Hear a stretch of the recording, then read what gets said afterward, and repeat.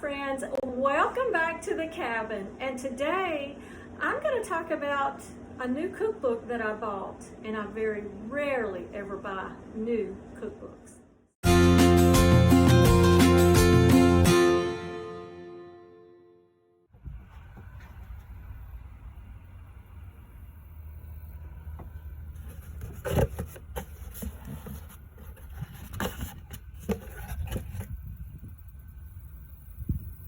This particular cookbook right here really appealed to me.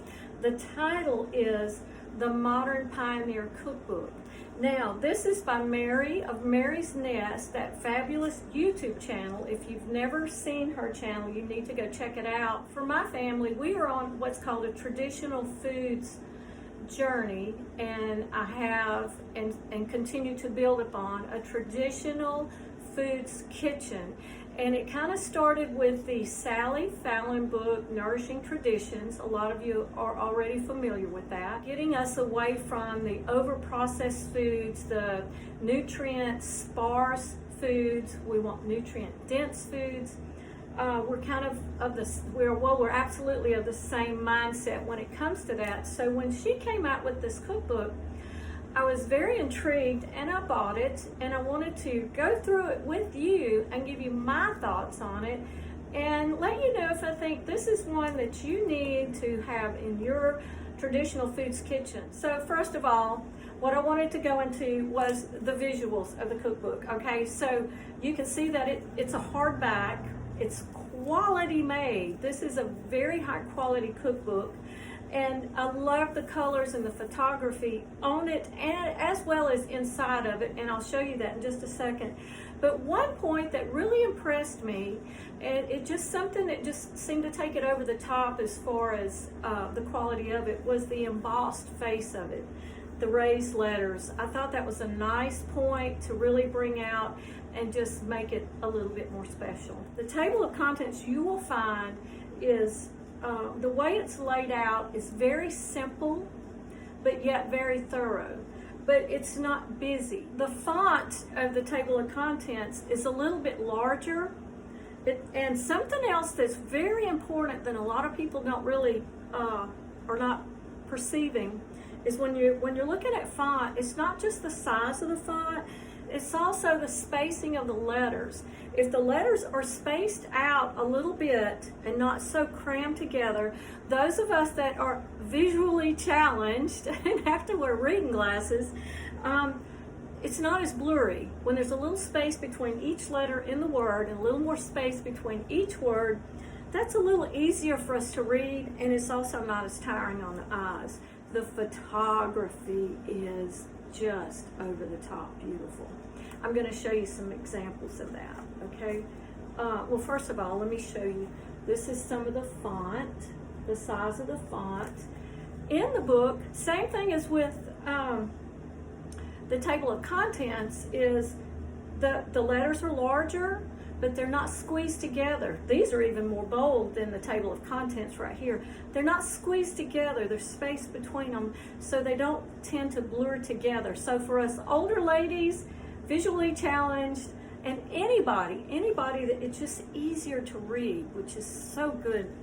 I've got some cookbooks that I never pull out because I can't see them. You know, beautiful, wonderful cookbooks, but I can't see them even with my reading glasses. So I want to show you some of the photography in here. The photography is just so professional, so well thought out, and so well done. Let's see if I can. There's a couple of really great pictures in here that I love. That's one right there. That's tallow. I love tallow and I love lard. It's just beautiful. And you're going to find tallow is a staple, lard is a staple in traditional foods kitchen. How to make it is in here. There's another. I'm going to show you one more. I'll talk about, if I can find, there's a couple of really gorgeous pictures in here. Well, they're all gorgeous, but there's a couple that really appealed to me. Now here's one that's milled flour. Is it milled? Yeah, it's already milled. They're mowing the grass outside, so if you hear that. But that's milled flour. So it's just, the photography is gorgeous. But that's what I wanted. Another thing that I wanted to talk to you about is that I hesitate to call it a cookbook because it's so much more than that. It's about skills. I'm still looking for a particular picture, okay, and I wanted to talk about it. It's about skills that have been lost over time to the busyness of our lives and our families, and the conveniences that we have kind of just fallen trapped to. The convenience of fast food, pre-cooked foods, processed foods, over-processed foods. We have actually lost our skills to do things as our mothers, grandmothers, and great-grandmothers did. There's a lot being said on YouTube and on the internet about the Depression era and how they survived.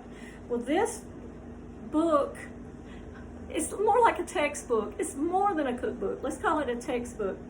It's going to teach you some of those skills. Those are skills that they survived on, but not only did they survive, they thrived on it. So that's one thing. Here's one. Here's a beautiful picture. Okay. And this is called Oregon Trail Pioneer Brown Bread. Now see, I read that without my glasses on. So I want to show you how beautiful that is. Now, one thing that I want to point out about the visuals of the traditional foods is if it's not pretty, your family may not even want to try it to start with. So you want to make sure that you can present it in a beautiful way as well as a tasty way. Our palate starts with our eyes. So if you can make it pretty and make it look good, and it is good, and even better, it's good for you. It's just a win all the way around. Now, I've kind of showed you some of the things that are going on in here, but let me read some of the table of contents so that you know some of what's going on. So let's talk about the Modern Pioneer. Okay, that's going to be the first chapter. Then we've got bone broths. Bone broths are phenomenal for nutrition for you and your family. They're so good. And Mary walks you through that in such a wonderful, simple way. She walks you through this in a way that you're going to be successful. She sets you up for success, okay? So that's the most important thing, is to be successful, okay? She goes into fats, the home dairy. There's a lot of question and answer sections in here that's going to answer a lot of the questions that you have. One of them that is probably going to be very popular is the sourdough question and answer section. Soaking and sprouting your grains, so important. So what we're doing in a traditional foods kitchen is we're building nutrient-dense, healthy food for your family. So that's what Mary is focused on as well. That is what our ancestors were focused on. Whether or not they knew it, that's what they were doing. They were surviving on food that was pure and clean and full of nutrition. So Mary goes through all of that. There's even a section for sweets, so don't think it's all boring, okay? So, and even traditional comfort food. You are going to find something in here that you're going to learn, or you're going to find some shortcuts that you didn't know about, or you're going to find something new. It's well-rounded for all of us. So in short, would I recommend this textbook, cookbook? Absolutely, hands down, a yes. I will leave a link to Mary's channel, and I'll also try to leave a link to where you can purchase the book, but if I can't find that, you can go to her channel. She has a website and links on her website and her channel where you can purchase this book.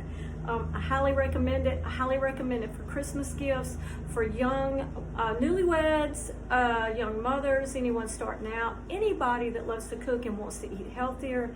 This is the cookbook for them.